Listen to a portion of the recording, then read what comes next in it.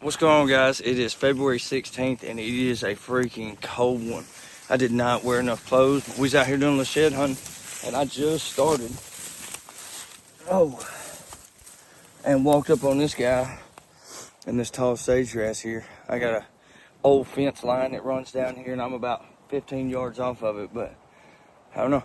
That's a brown. It's not a real big horn, but that'll do. We's gonna, I don't know, start making some passes, but see what we can find. Let's get it. I literally just turned the camera off and then turned around, took about 5 steps, and found that little guy. How cool looking is that? I like it. That's super cool looking. I like those little goofy ones. Number one, the little ones, it seems like are harder to find, so I kind of like to find them anyways. But all right, on to the next. I'm fixing to flip this camera around here, but I walked this last year. And when I walked it last year, I was actually just on the phone with Chris, Mr. Camo Dust, and I told him, I said, man, for some reason I didn't hit this one draw. And I just come around this corner and it looks like a dead head there, a shed, and then another big old stud shed on the backside. Boy, this dead head looks big. It looks like a good one. It's chewed up.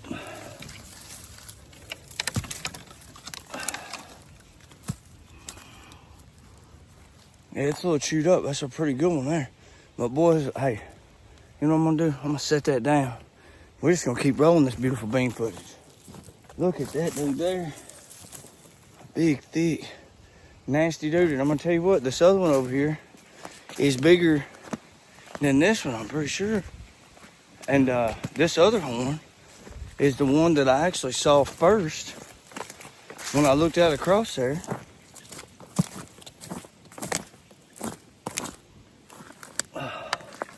Actually, that right there is gonna be a match set, but boy, look at that. I like the massive ones. I mean, it's a chalk, but boy, that is a good looking horn. So whenever you're doing this stuff, you can tell it's just sage. Stick it behind me, but you can see back here, there's a tree line runs back there, and then you've got the sage grass right here. And so what I'll do a lot of times is I'll walk these little spots in between them. Like I said, I'll walk these little spots right here in between them where I think these bucks might lay, or try to catch trails where they're jumping across and stuff. But man, that's a pretty good set. And that deadhead over there, I can't be mad at that. So anyways, that's the important part about saving your tracks also, guys. Y'all seen me shed hunt this over here last year. I saved my tracks, and what I do is year to year I change the color of my tracks. So whenever I was looking at the map a while ago, I realized I had never been across this one.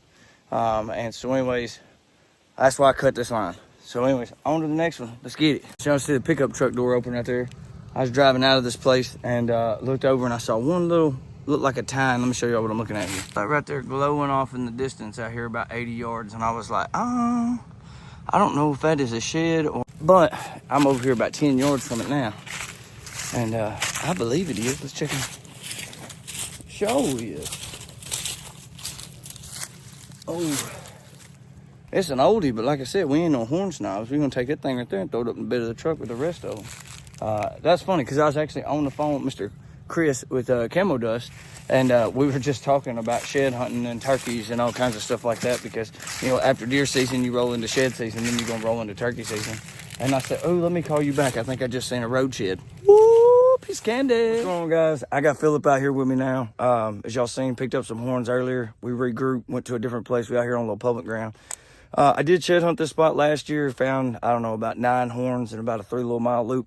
And I never got over to the good stuff that I actually wanted to get to. So we're fixing to jump off in this thicket. We got the headlamps. This is a little, I guess, pro tip. So if you're ever going to go shed hunt, did that thing already die? I didn't have any lights. Phillip right here, they ain't very good. But anyways, if you're ever going to go shed hunt and you're having problems localizing the shed and you think they're bleeding in too well with the grass and stuff that's around them, get you a set of headlamps, get you a flashlight, and go hit it at night. This is like how I started doing it. And so anyways, that's what we're going to try tonight. Let's get it. Come up over this hill right here. I had to hit Phillip over there with that whoop piece of candy. Seen those tines sticking up there. It's a chalk. Last year's horn. It ain't a bad one. Hey, Phillip, you know what that means? What's that? Ain't no dry run. Yes, That's right. Ain't no dry run. Anyways, we're looking for a different one. So we're going to keep on looking. You want to talk about one that was hard to see? I don't know if y'all can see that shiny light right there, Philip. That dude just like smashed down in the mud. Oh, there's a good one up. Oh, that's a pretty good horn. I looked over and just seen that. That top. Y'all know what's terrible about this? Philip ain't gonna want to admit it. But he just walked about 20 yards right there. I mean, that's a pretty damn good horn though. Hey, those points down. There was points down. Hey, you find one points down outside like this, like we're having to do tonight, you're doing something. 17. No, yesterday was 17th. Oh, it's still the 17th. I forgot. It's just the next morning because we was doing this at night. So now we're down here on Philip's little lease here. We're going to go pull some stands and look for some horns. And Philip said, "Ooh, piece of candy." So as soon as we start off, that's usually a good sign. You know, real good sign that maybe we'll find some horns. So anyways, it's super thick. We do have a little bit of advantage because Philip was baiting here late. So hopefully the horns are more localized, but it is thicker than schnit. So anyways, we're going to see what we can find today. That's him. That's him. God, that's him. Is it him? That's last year's horn. I just looked down here seen a big horn.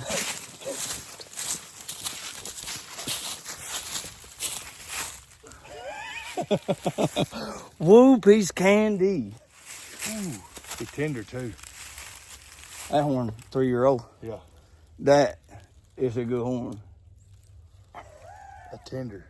You have to keep that. That's him. Oh yeah. No, that's him though. 100%. Yeah. But now he's like this. I don't know. He's like it. I think he's about that same size. Get out of here. He's about 3. Here in the thicket, trying to find some areas that don't have a bunch of briars where thought we might actually find some beds. And I just told Philip I started seeing some beds. You can go over and pick it up if you want to. Y'all can kind of see right through there. A little piece of candy over there.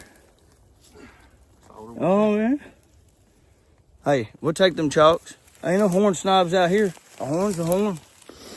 This stuff, when I tell y'all it's thick, boy, it's nasty. But if you ever find yourself in one of these thickets, all 3 of the sheds that we have found have been outside of the briars. And I have a lot of experience in pine thickets. Trust me. And so when you're walking these pine thickets, if you can find, there'll be little knolls that don't have a whole bunch of briars. And that's where those deer, so you can see it. I'll pull this back up and we get some more thick stuff. You can kind of see it's real thick over there. But up here on the side top, it's a little bit more open. You can see here, there's a bed right there. So when you're in these pine thickets, if you can try to localize inside of those pine thickets, and usually you can use a map and kind of see where those little openings are that don't have as many briars and it's not as thick. For some reason, it's like those deer like to localize and bed in those. So anyways, on to the next one. Well, we got this snow and ice and big cold front moving through here in Arkansas. So I figured we'd come out this evening, early part of the night, do some more looking over here at Philip's place. So we was back out where we was at yesterday and found that bighorn from that deer from a couple years ago, but we're still on the hunt looking for his this year's shed. So anyways, I'm in a little bit taller stuff, as you can see today, that I usually don't prefer to walk. But with me not knowing this area very well, it's about the best way to figure it out. Boots on ground. Boys, Philip is fixing to freak out. I was over here in this thick stuff and I come around this corner. And look at this thing. Oh my goodness. That is a freaking hammer. Philip's gonna lose it. Absolutely lose it. Oh, piece of candy. Well, guys, that is a wrap for today. You can see this stuff falling. It's a bunch of sleet.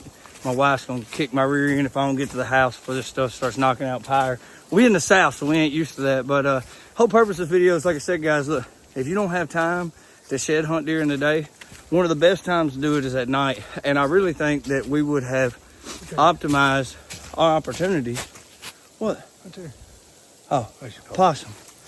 I think we would have optimized our opportunities being able to hit this out here at night, but weather done turned. We got to get back to the house. We got babies to take care of. So anyways, guys, don't forget to like and subscribe. Go back to the homepage, hit the little bell up top. You never know where we're going to be or what we're going to be doing or the next stud we're going to find. Good hunting, guys. We'll see you from a tree.